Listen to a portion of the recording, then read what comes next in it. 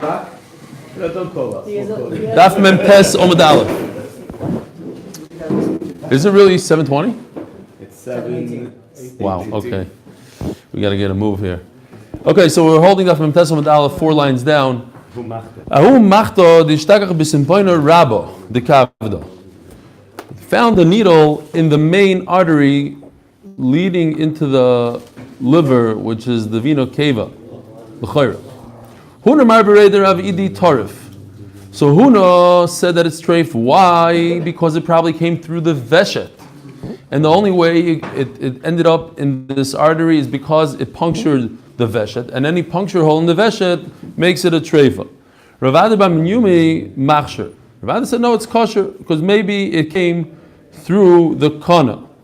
And it ended up through the symphonois, through the whole thing. Even if it punctured a symphoin, we said that it's okay because the basar of the lung covers the symphoin. So it ended up somehow, like if you want to go with the Tmunei Chol's route, the whole long route, it went through the trachea into the lungs, passed through the symphoin, went into the heart, passed the heart, went into the something like that. Okay.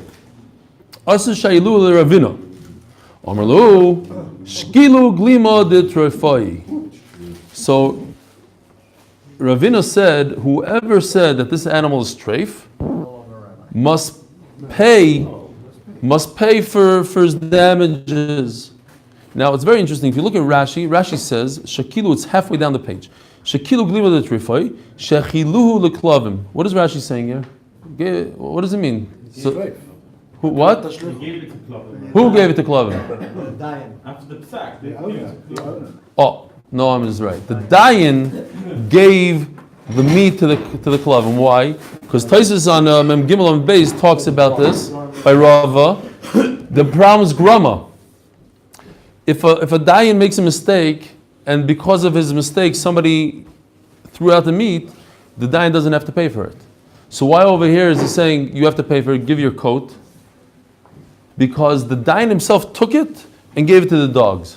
We say din a moment is if the guy makes a mistake, clear mistake, he's hard to pay. Right, bidvar Mishnah, not a bidvar, not bidvar svara. Okay. This is svara. This is not Mishnah. Even dvar Mishnah is not wrong. No. So dvar Mishnah. Puts his hand in the feathers. Yeah. So could be you're right. Maybe yes. Maybe you're right. There's a whole nidon, and maybe you're right. Even by that, you have to. Even by Dvar Mishnah, you has to take it physically. Maybe. Says the Gemara, Ahi Kishiso. There was a pit of a date. A pit of a date is Shtakach b'Mara. Mara is the gallbladder. In this picture, it's the green. You guys see the green in here? Here's the gallbladder right over here. This is green. Thank you. So there was a pit of a date in there. Huh? How big is a pit of a date? Here. Oh. Now, why do I have this? There's a bag of deep bits on the table.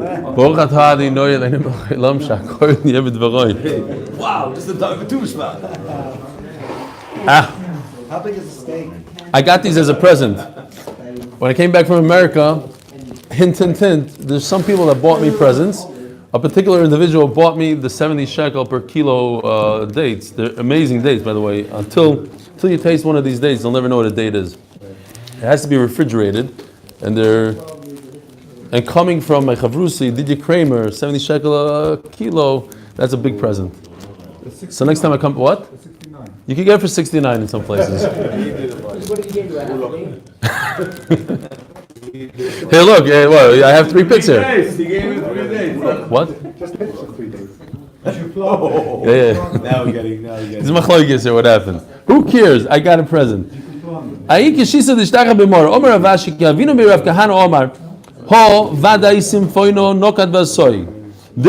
the symphoino, not the symphoino of the lungs we're talking about. We're talking about the symphoino of the liver. Nokat vasoy. Afagav deloy konavko. Even though right now there's no way, it doesn't look logical. It can't fit in this pipe. It's so narrow, the pipe. So how did it get here? We have to say mirbal hu derole. From the vibration of the animal walking, eventually after a few days, it got into place. V'hanim mili didiklo. This is only a pit coming from a palm tree. Our dezeisa mivza boza. Olive pit is much stronger. It's not as blunt, and therefore it could pierce into the gallbladder. So I wanted to understand what it was. I actually did a little experiment.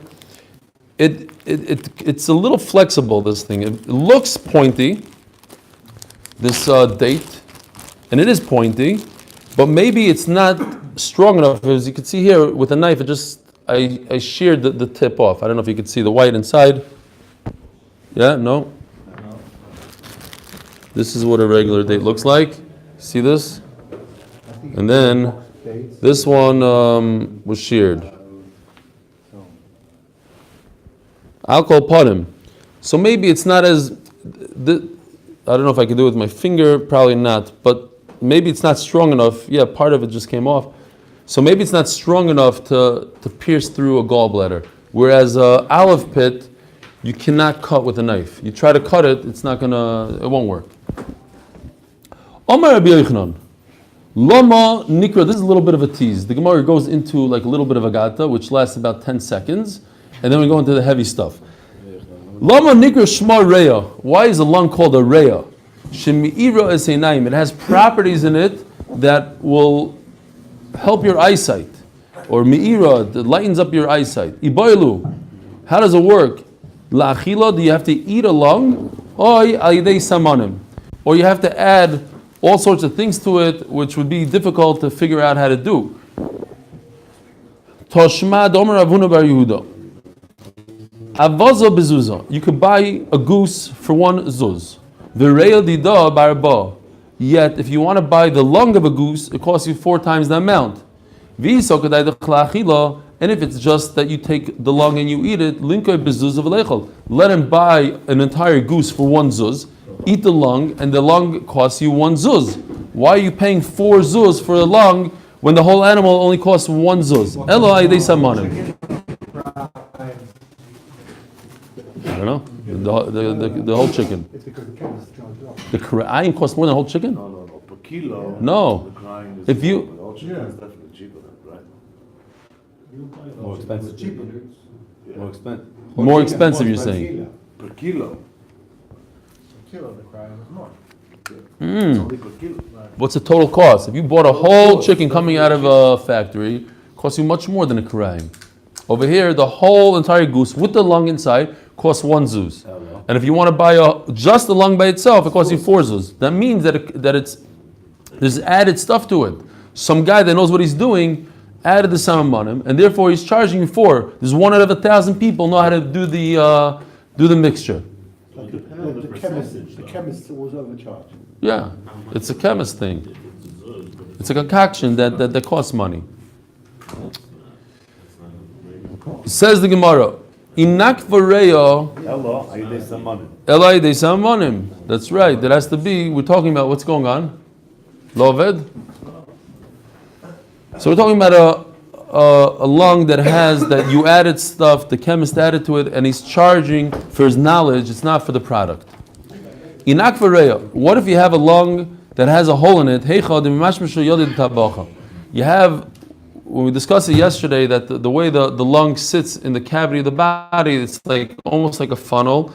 The ribs go down, become narrower and narrower, and the une sit in that narrow part of the lungs of the cavity. Now the shoichet, he sticks his hand in, and he's feeling around in there, and his nail maybe punctured the lung because it's very tight. He pulls out the lung and he sees there's a hole in the lung. How did the hole get there? He has reason to believe it came from his finger because he's in a tight space. Talina loy talinon. Do we say that we have a reason to believe we know where it came from? Or no, right now we have a lung that has a hole in it. So Rav Ada bar Nosson Omar talinon. Rav Ada says with Goris over here, Rav Acha bar Nosson. It's important for later. Rav Acha bar Nosson says that we assume that it's from his hand. Rashi says over here that we could also assume anytime a sheikhet sticks a knife in and he tries to peel the lung off the body, then we'll say, and then he finds a hole later on in the lung, we'll say it's from the knife. It's like a big hint for all problems that they find. Can we do this? This is like, Make clears? this is a bigger one. Why? Why would you do that? Why not? Because that's not a tliya.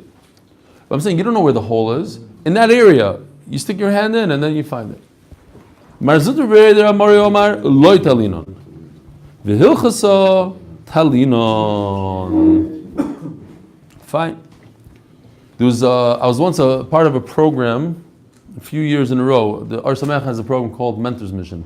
They partner up non-religious Jews with Balabatim from America, and the Balabatim pay for their tickets and take them on a trip to Eretz Yisrael. It's an organized trip together. So on this trip once, and Which side were you on? Shkoyach. Nice. I don't like it. Good. I'll tell you in a second. Here, I'm explaining. I'm getting there. You'll hear. So we're in this hotel in the Tzafon, and during davening we see Rav Amnon Yitzchak is davening with us in the hotel. So one of the guys goes over to Rav Amnon Yitzchak and says, "Listen, we have here a group of like 40 non-religious Jews. Maybe you could give us a little drasha." Sure, no problem. So he says, Rav Amnon Yitzchak, he's a famous guy. He sold out stadiums. You guys should come hear this. So they all come, and he starts talking in Hebrew. Like, what's going on? These guys don't speak Hebrew. So he says, okay, we need a metargman. So they look around. Eli, you speak Hebrew, you speak English? Okay. So I get up there, I sit next to him, and he starts talking. He says, it says in this week's parasha, and all of a sudden the oil starts laughing. He looks at me like, all I said is this week's parasha. What did you tell me? No, he goes weiter, another line, and the joking, the laughing around. He says, what's going on here? So he thought this guy's a letz. He's not really being the target what you're saying. He's saying jokes. Kids, he kicked me off the stage. He started saying it. He said it's better that he'll say it in his broken English than have this Meshuggah on stage. Why am I saying the story? Says the Gemara over here. Omer of Shmuel. There's no shaykhs. No kidding. Anyways, now you know what. Omer of Shmuel b'reder Rebavo. Abba, my father, mereishi kala dera from Hava. In those days, they used to have these drushes, like Yarchi Kala. Shaila is when it was, every week, or only. That we could do nothing with. Thank you, Ali. 2 months of the year. Yeah, it's a Shaila one. Different parts, different Gemaras say different things. Anyways, his father was one of the speakers. In other words, Rafram was the Gala Adar. He said the speech, and Rav Shmuel, the son of Rebavo, another Rebavo, was one of the people that said over the speech. Because in order to say over a speech, you have to be a guy. You can't be stam a guy you can't just take anybody out of the.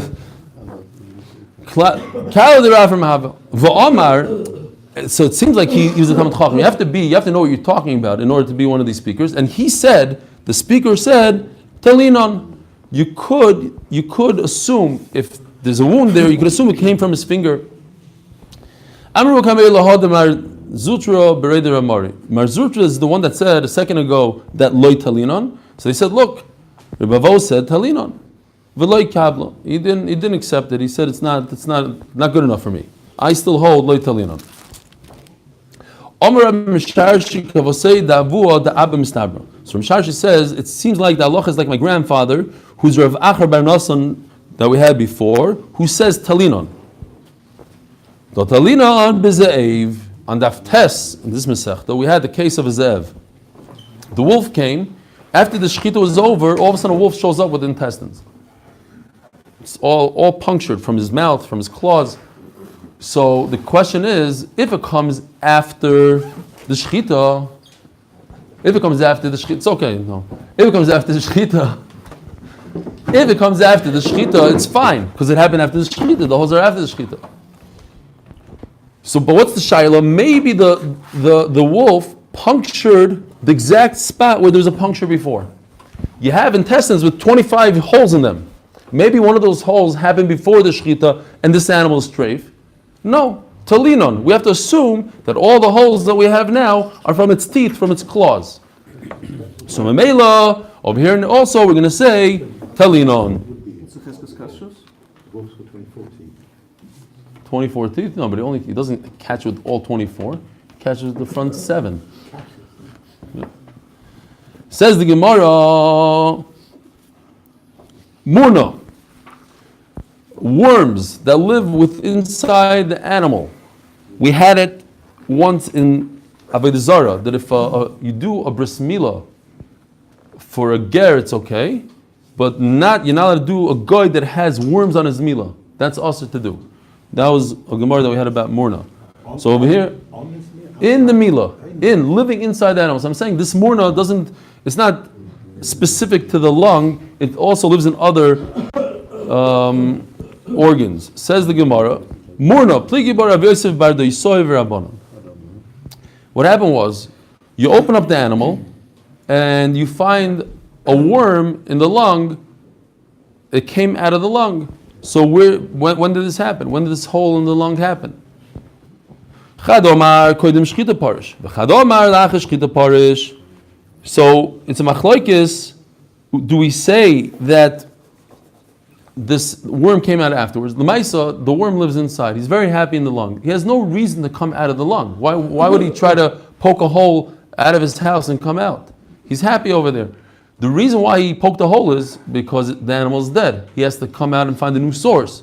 So let's assume that he created this hole after it died. V'hilchasa la'achar shchita parish. It makes sense to say that this hole was created by the worm after the animal died. Reb Shimon Omer achetinokiv. It says in the Mishnah that a hole in the heart is no good. A nekev in the lung is no good. Comes Reb Shimon and says no, only a nekev in the lung that's from the symphonos.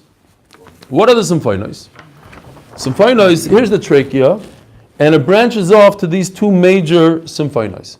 We said the other day we learned that when the Mishnah says symphonos, Reb Shimon says symphonos, he's referring to the main ones, not everything that you see in white, but the main one that goes right and one that goes left. I forgot what it's called already in English. Primary bronchi. They have other names as well, but the main one.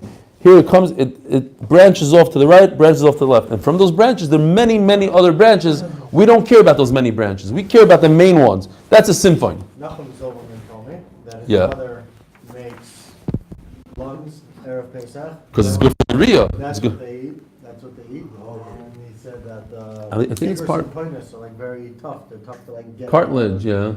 Like the smaller ones are this. You can just eat them very easily. It's like the bigger ones are like.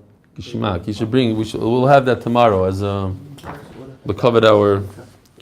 I'll go upon him. So what happens? Reb Shimon says that what has to be punctured? The symphon, the main one. The symphon gadol has to be the main one. Yosef Ravacha Barabba Kamed Ravuna v'Yosef Kama. Omer Rabbi Maluch, Omer Rabbi Shua ben Levi, halacha ki Reb Shimon. Even though Reb Shimon argues on this time Mishnah, the halacha is like Reb Shimon that a normal puncture in the lung is not a problem. We care about the symphony. Now, obviously, we don't pass like that today because otherwise we wouldn't care about sirchas and all that stuff, right? Omar le Maluch Arvo Kamers. You're talking about Rav Maluch that comes from Arabia. Ein halacha ki Reb Shimon Kamar. If you're talking about him, he said mefurish the halacha is not like Reb Shimon. He saw like Reb Zera. Reb Zera went up to Eretz Yisrael. Ashkechei the Rebivi the Yosef Kamar. He found Rebivi. Omar, he said Rabbi Maluch Omar Rabbi Yeshua ben Levi halacha ki Reb Shimon. He heard Rebivi saying that Reb Maluch said that the halacha is like Reb Shimon. Omar le Chayi Demar. The Ano mi Reb Zera v'Reb Chia bar Abba v'Reb Asi. We went there, I guess they went to Arabia. We asked him, did you say that the halach is like Reb Shimon? I guess he was very prominent and it made a big difference what he said. I say that halach is not like Reb Shimon. So here we have witnesses, Reb Zera and his friends, that went and they heard Mefurish from Reb Maluch that the halach is not like Reb Shimon. Now, Rashi says something interesting here. Va'at ma biyadach. This is not Rava continuing to talk. This is Rabbi asking Rava. Va'at ma biyadach. And what kind of Messiah do you have? Omar Lei. So Reb Zeir told him, Hachi Omar Reb Yitzchok bar Ami Omar Reb Yishua ben Levi Halacha Kirb Shimon Ve'ein Halacha Kirb Shimon. The Gemara finishes off Ein Halacha Kirb Shimon, that what any nekev in a lung is a problem, not just a nekev in the large symphyme. Nikva hakeva. So now we're talking about the keva. Today I numbered it to make it slightly easier. You have here the cow eats grass. It goes with the green arrow to number 1. This would be called the keres. The rumen? Keres. There's 2 kereses here, fine. It goes back and it ends up in the Beis HaKoisos. The Beis HaKoisos, we said yesterday, it's an amazing thing. It's kind of small in the pictures, where was it? But it looks like a honeycomb. And basically, you see this? This is the Beis HaKoisos. That's right over here. This little guy, number 2, right over here. What's its function? It creates balls out of the grass so that the cow can regurgitate it back out. It makes cud. It makes these little balls out of these koisos. I don't know how exactly. Baruch Hu has a thing. So number 2, then it goes back, it follows the red. After number 2, it makes these balls. Keres is, no, it goes through some sort of softening, goes back to 2, goes out the red, he regurgitates it, then it comes back and goes into 3. 3 is called the Hemses, Omasim. Is that how you pronounce it? I'm not sure. Omasim. Hemses. That's stomach number 3. This is not the human body. This is not the human body. Well, we don't regurgitate. This is, we don't regurgitate. This is number 3. What happens to that model? We're supposed to get that model. I have it. It's worthless, but I'll bring it anyway. I'll bring it just for fun. We'll call it our little pet. And then from number 4 it goes to the keva. And from the keva, only afterwards does it leave and goes to the large intestine, small intestine, and then out. Okay, so you have the 4 stomachs. 1, 2, regurgitates. 3, 4, out. When it leaves the mouth, it goes to 2 places. It go to the first place, or it go to that second place. Afterwards. Right. Somehow he has control over it. He goes to 2 and 3, 1 and 2, and when it comes back to his mouth, he chews it and it goes from there to 3. How he does that, I don't know exactly. He has some sort of control. It's more broken down, so maybe automatically it goes to 3. There was a we're going to get to it. When I learned Chullin 15 years ago, there was an amazing thing. I told Dr. Epstein about it. I forgot exactly what it was, but basically, what was it? That a baby cow drinks milk, and if it drank milk and it went through, that's what it was. If a baby cow drank milk and it went to 1 and 2, 3, 4, then the body, its own body would destroy the milk. It would have 0 nutrients from the milk. Going through this process destroys milk. This process is made for grass, heavy-duty grass, not for milk. So HaKadosh Baruch Hu made this thing where when it drinks milk, there's a hole in its throat, in the esophagus somewhere, and the milk bypasses all the systems and goes directly to number 4 or something. We'll get there eventually, but it's a crazy Pila Habria. It's a bit like these people who drink just a glass of milk and share. They basically baby cows. I think you just called it a cow. Somebody just called it a cow. I'm not sure. A baby cow, not an adult cow. Everybody's picking on Nachman. Everybody? No, I don't feel picked on. I feel fine. Let's continue. All right. Almost 7:45. Yeah, it is. Okay. You're like the kind of translator who would have gone like this at the South African bit. Who would have gone like that. What? That fake deaf translator guy. Yeah. Remember there Oh, was yeah. So you would have done that. You would have been like. That's the kind of translator you are. How did you get back to the translation? Whatever. Okay, fine. Okay, that's exactly what I was doing. Mamish exactly. Just in English. You're right. But over there, people were crying. I had the oilam on the floor.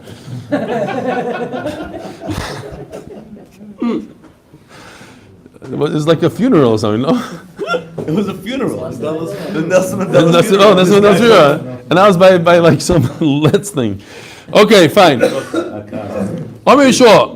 Nikva Nikva chelev shal gabe keva kohanim nagu b'heter. Oh, where am I? Nikva hakeva. Right, Nikva Kevo, that we said 10 minutes ago. Amar Omar Yitzchak ben Achmeni, Omar Rishayo, Chelev Shagabe Kevo, Kohanim Nogu Be'eter. So now we're going to go into a sugya of the fats. The Torah says certain fats are mutter, certain are asur, certain fats that you put on the mizbeach you're not allowed to eat. What are those fats and what's mutter? And over here we have a machlokes, the fat of the keva. So here's the keva. The fat on this keva is it mutter or not? Now, the kohen gets 3 gifts from the Yisrael when you bring a shlamim. He gets the right foot, the zraya, he gets the jaw, and he gets the keva. 1, 2, and 3. Now, does the keva zraya l'chaim keva? Does the keva include the fat beneath it? Says the Gemara. Chaylev shagav keva kohanim nogu beheter. The kohanim said that it's mutter to eat, Rabbi Shmuel. Sha'amar Mishum Abayisov. Rabbi Shmuel, and this is the whole sugya today, Rabbi Shmuel, who said in the name of his fathers that you're allowed to eat it. V'simonach, Yishmael Kahano, Misayeya Kahano. Yishmael, who himself was a Kohen Gadol, Yishmael Kohen Gadol, he helped out the Kohanim. Ma'i, where else did he help Kohanim? The Sanyo Koyse Baruch Hu B'nai Yisrael. It says in the Torah, Kohanim have to give a bracha to the Klal Yisrael. And then it says, Yivarech Hashem Yishmerech Hashem Panei V'lecha V'chunah, etc. It's not fair. Kohanim give a bracha to the Yisrael, but who gives them a bracha? So later on, 3 psukim later, after Yivarecha, the following pasuk says, V'ani avarechem. What is that referring to? Is it talking that HaKadosh Baruch Hu is going to bless Klal Yisrael with your bracha? Or it's referring to the Kohanim are also going to get a bracha? Havi Omer says Rabbi Shmuel, Kohanim mevarchim li Yisrael, HaKadosh Baruch Hu mevarech li Kohanim. It's referring to HaKadosh Baruch Hu giving a bracha to Kohanim. Rabbi Kiva, so over here you see that he helped out Kohanim. He gave them a bracha. Rabbi Kiva Omer, no, they don't get a bracha. Lamanu bracha li Yisrael mipik Kohanim, mipik vura loy lamanu. Kshu Omer v'ani avarchem, havi Omer Kohanim mevarchim li Yisrael, HaKadosh Baruch Hu maskim al yodam. That pasuk is only saying that HaKadosh Baruch Hu agrees to Yivarech Hashem Yishmerecha to Klal Yisrael, but they themselves don't get a bracha. So that's not fair. So where do they get a bracha? It wouldn't make sense that the Kohanim give everybody brachas and they don't get anything. The bracha that HaKadosh Baruch Hu gave Avraham Avinu, that anybody that gives your children a bracha, they themselves will be blessed. So it's included in that. Every time a Kohen gives a bracha to a Jew, he gets blessed. You say bua, you get a bracha. Why is Rabbi Shmuel called Messiah? Oh, says the Gemara, Umay Messiah Kihani. So why is he so special? Why is Rabbi Shmuel the one that's Messiah and not Rabbi Kiva? Rabbi Kiva also admits that a Kohen gets a bracha. The Muki Lo LeBirkus Kahanim BeMokim Bracha to Yisrael. Because it's closer, it's better. It's when the Kohanim's bracha comes with everybody's bracha. As they're giving Klal Yisrael bracha, they also get the bracha. You don't have to come on to Avraham Avinu, some side thing that straight. Anybody can bless you. It's a before 10 minutes. Rabbi Shmuel, Sha'amar Mishum Avois of Mai. What is this? This sanyo is called Achelev Asher Ala Kerev. So this pasuk is extra because the pasuk itself says mamish in that pasuk those same words, and then it repeats itself almost, and it says here, "Es Achelev Amachases Akerev Ve'eis Kol Achelev Asher Ala Kerev." So the Gemara is dashing really this vav Ve'eis Kol Achelev Asher Ala Kerev. So here's fat on the kerev. This chelev amachases kerev right over here. It's pulled back a little bit. I have a bunch of pictures. We might not have time for it, but in the first picture, there's fat on this piece, but this is just to expose the small intestines. And as we're going to see, this whole piece comes right off. You peel it off, the whole thing comes off. Daf Memtes Omid Beis on top. Lahavi to say. No, Kerev was, where was Kerev? Umasim. No. Kerev, no, not there. Where's the Kerev? What is it? Don't know. It's not part of, I don't know. Here. Here's a Kerev. It's Keva, Kerev, right over here. What, stomach? Lo yedeh. Okay. So this pasuk is saying that not only are these chalavim asur, the ones on the kerev is asur, but also the chalav that's on top of the small intestines. Says Rashi, it's the first amma. It's called reish maya, the beginning of the intestines. It goes from the keva and goes to this tube. Before it gets to the intestines, there's a tube right over here. It's called reish maya, the beginning of the ma'ayim. So this beginning, the chalav that's on top of this tube, is also asur to eat. Divrei Rabbi Yishmael, and the chalav of the keva, says Rabbi Yishmael, is mutter, and that's why he's good to the kohanim. Rabbi Kiva omer lohavi chalav shal gabi hakeva. Rabbi Kiva says no. Not only is he stingy, so to speak, with the bracha, he doesn't want to give the kohanim the bracha directly, he also takes away the keva from them. Now the Gemara asks a stira, because over here we're saying that Rabbi Kiva says that the chalav down the keva is asur, and Rabbi Shmuel said it's mutter, and over here we're going to bring a brayso that says the exact opposite. Viramini, es hachalav asher ala kerev, Rabbi Shimon omer, ma chalav amachasis hakerev krum v'niklav. The chalav that's on the kerev has two characteristics. It has two properties. First of all, it has a membrane. It's krum. It's like in a plastic bag. V'niklav, and the plastic bag peels right off of the chalav. You could peel the plastic easily off the chalav. So memela, anything that has those two characteristics is asur. I've called krum v'niklav. So memela chalav of the keva has those two characteristics. So it's asur, says Rabbi Shmuel. A second ago we said that Rabbi Shmuel is the one that's matter the chalav on the keva. Another problem is Rabbi Kiva. Rabbi Kiva omer, ma chalav ha'mechases hakerev toitov krum v'niklav. It has to have three features. It has to be, in addition to the krum v'niklav, it has to have this membrane and peel off easily. It also has to be toitov. It has to be like a blanket, like sitting on top of the animal. So there's two characteristics in that toitov. First of all, it's removed very easily. It pops right off. As you saw or you could see in this picture over here, it comes off in one sheet. Second of all, it's not many pieces. If you see over here, it looks like a lot of pieces. Over here, it's peeled off. It looks like a lot of pieces, but it's actually one sheet like a blanket. You would think that you peel this off, one string comes off. No, it's all one, and it comes off easily. I've called krum v'niklav. I've called toitov krum v'niklav. You have to have three characteristics, but the keva, the chalav on the keva, does not have those three characteristics. Memela, it's mutter. So over here, Rabbi Kiva says it's mutter. Rabbi Shmuel says it's asur, and we just quoted the opposite. Says the Gemara, you know what? What we just quoted is the right one. Sholach Rav Mishmei Rabbi Yochanan kachi hatzah shel Mishnah. That's the right one. And ve'epoch kamaisa. And what we said before, the Rabbi Shmuel says it's mutter, Rabbi Shmuel says it's asur. Now, my chaz is the kamaisa epoch basraisa. Why would we flip this one? Maybe flip the first one or the second one. Shani hacha the kivin diktani ma dafka. Over here it's more meduya because over here we're saying just like the chalav has these characteristics, so too everything else has to have these characteristics. You can't say they made a mistake in those words. The words are very meduya. Rabbi Kiva said it this way. Rabbi Shmuel said it this way. It wasn't just a drasha. Sholach. Now the real question is, Rabbi Shmuel, Rabbi Kivi. We said before that Rabbi Shmuel is the one that says that the kohanim could eat the keva. It really comes out that it's Rabbi Kiva that was nice to the kohanim, not Rabbi Shmuel. It's really both of them that said it. Rabbi Shmuel also said it in the name of his fathers, but he himself is mechulik.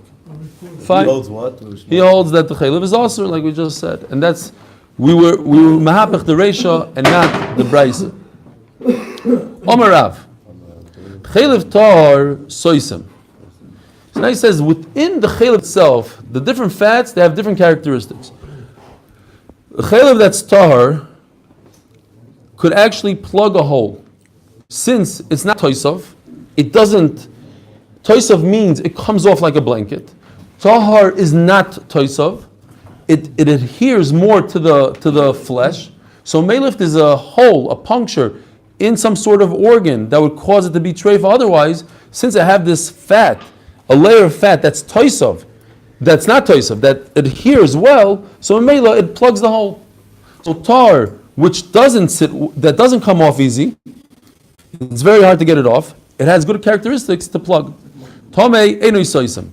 But fat that's tomei, meaning it comes off easy, it has that krum, it has a plastic bag underneath it, so it can't plug. And toisav, and it pops off easy, then it doesn't have the characteristics of a plug. No, they both could plug. Interesting that all these pictures that I took here, that I didn't take, that I stole from Tmuni Chol, he writes there in the beginning of the chapter that they're all deer. These are pictures from a deer, and he says it's identical, literally identical to a cow. Okay. It's not really, because it's not like a square. The cow has a square base like this. Like a little, like this one. He says mamish identical. Here, I have a picture of a cow also. The point is that the cow has a lot more fat on it, but the way the abdomen works, the whole thing works, is exactly the same. So now we ask the kasha, what if I have a chaylev of a deer? What's the halacha? Dafko omar chaylev tor soisem vahinami toru. Now, in a cow, there's two types of chaylev. One is tahar, one is tamei. One could plug, one can plug. But in a deer, that everything is tahar, there's no such thing as chaylev that's tamei by a deer. All chaylev is kosher. So maybe they all could plug. Does that make sense logically? Just because it's tahar, it could plug. We just said that tahar could plug because tahar is not toisav. Tahar adheres to the thing. But his fat is the same exact as a cow's fat. He has places that's toisav and places that are not toisav. He has fat that grabs on tight to the meat and fat that just comes off easy. The fat that comes off easy, just because he's a deer and you're allowed to eat it, why would it plug a hole? Says the Gemara, says Rashi, he didn't know yet this svara of toisav and not toisav. He just thought, stop, there's halacha. Kosher soisem. Is kosher fat it could plug, and this one can't plug. I don't know why. But maybe it has to do with a physical characteristic that it adheres. I don't understand the question. Just because you're allowed to eat it, it has the same exact property as a cow, and it doesn't glue well. It's not a good plug. Says the Gemara,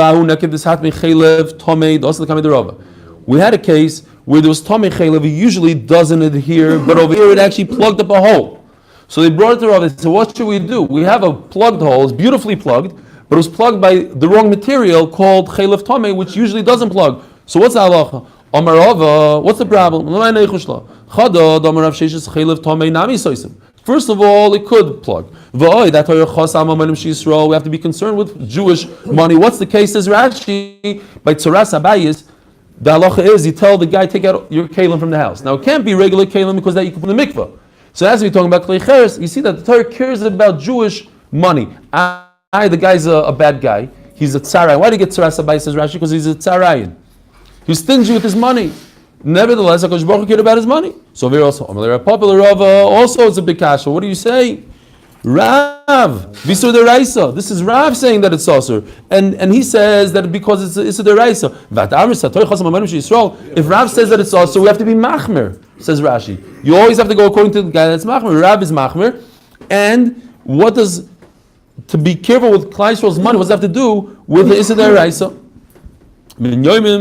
Kanduka. There was a person named Yonim who used to sell barrels. Iglele Bastuka de Duvsha. There was once a case where he left open a barrel of honey and he wanted to know if it's usher because of Megula. What's the problem? We're worried that a snake came and inserted its venom in there. In our days, the Shulchan Aruch says it doesn't exist. The Vilna Gaon says it does. What's the problem? There's only 3, and this honey is not part of those 3. Hayayin v'hamayim ve'cholov, and milk. V'shar kol mashkim utorim. V'oy, that Torah chasam hamonim she'Yisrael. Torah cares about Jewish money. First of all, it's Reb Shimon that says it's also. This is even worse than Isser D'Oraisa. This is caring about people's lives. There's 5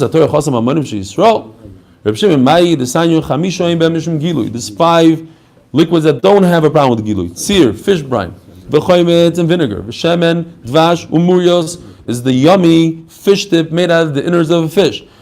Reb Shimon Oimer, afein, yesh b'mishum gilui. Reb Shimon says everything has a problem of gilui. The snake drinks from everything. That one comes like a filter fish jar? Yeah. That's tzir. V'omer Reb Shimon, ani roisi nocha sheshasa tzir b'tzaydon. Ever happened to you that you're learning a Gemara and you start laughing out loud to yourself? Look at this.